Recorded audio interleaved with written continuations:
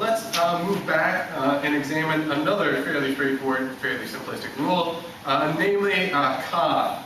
Rule number 10 as it's labeled in the text, just simply referred to as com. Com allows us to flip the order of the disjuncts or conjuncts. So the first thing to make note of with respect to com is that it deals only with wedges and dots.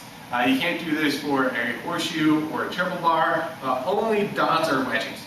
And it works like this, one particular generic example. Suppose that, again, we had A or B. All com tells us is that that is the same as B or A. So all it allows me to do is to reverse the order, in this case, of the disjuncts.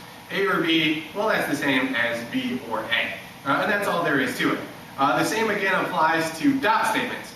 If, suppose, I had A and B, com tells us that that's the same as B and A. I can flip the order. And as I referred to earlier in the video, at the very beginning in fact, these rules of replacement need not center around the main logical operator. Unlike simplification, in order to do simplification, the main operator has to be the dot. For you to do com, however, the main operator need not be the dot, it need not be the wedge. Suppose that we had this. Suppose that we had A, horseshoe, A, and B. You might be inclined to think, this would make sense if we were talking about the rules of replacement, that you wouldn't be able to do com. But these rules a little different. You can in fact do com here just to the consequent of line number 3. We can turn that into A, horseshoe, B, and A if we should need to. The justification just simply would be, but a single line, 3 com. And that's really all there is to it. Long story short, you can do it to one side or the other, or if you needed to both. Let me give you an example here that's a little bit more complex. Suppose that we had A and B in parentheses, or C and D. Here, if I need to do com, I've got many options. One option, I could do com around the main operator, which obviously is the wedge. I could reverse the order of the disjuncts. So that would be one option at my disposal. I could do com also just to the first disjunct of line number 5, switching the order of the A and the B respectively. Or if I needed to, I could do com here to the second disjunct of line number 5, switching the order of C and D. So really when we examine it, com here will open up many possibilities for us. Which of these 3 would I actually do? Well, maybe none of them, maybe all of them, maybe just one of them. It really just depends on what I need. So now, as we're acquiring more and more rules, the options here are greatly being multiplied. Many different possibilities, many different rules here, many things that you could do. But of course, you're only going to make a move if it gets you closer to the end goal. So that's com. Let's tackle one last rule here before we break, for this video at least. So we've done double negation, we've done com.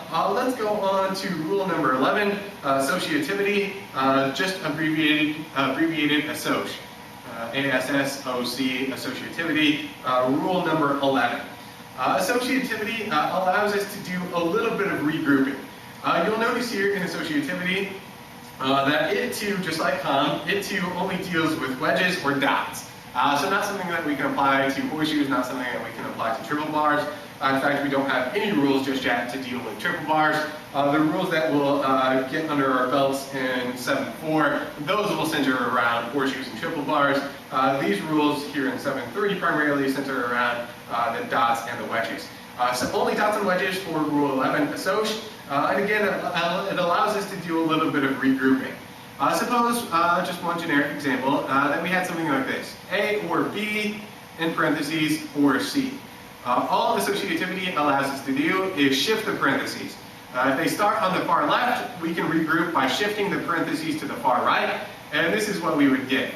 The order of the variables doesn't change. They'll still be A first, B in the middle, C last. All it switches is the grouping. We'll switch it to the far right. So it starts on the left, we can shift it to the right. And as is the case for all of these rules here, as indicated by the 4 dots, think of it as a two-way street.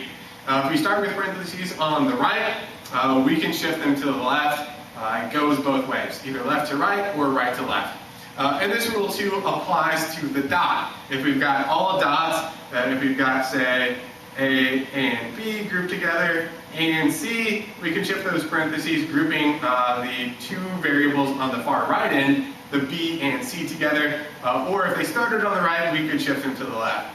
As is the case again, for all of these rules, can't emphasize this enough, associativity can be done to one side or the other. So suppose that we had, for instance, A horseshoe brackets, parentheses A and B, close parentheses and C. Here we could, if we needed to, do associativity just to the consequence of line number 4, shifting these parentheses, moving them to group the B and the C together. So in this case, I'd just be doing it to one aspect of statement number 4. So that's associativity. In the next video, I'll go through the remaining 2 rules here in 7.3, the 2 that are slightly trickier, namely De Morgan's as well as distribution.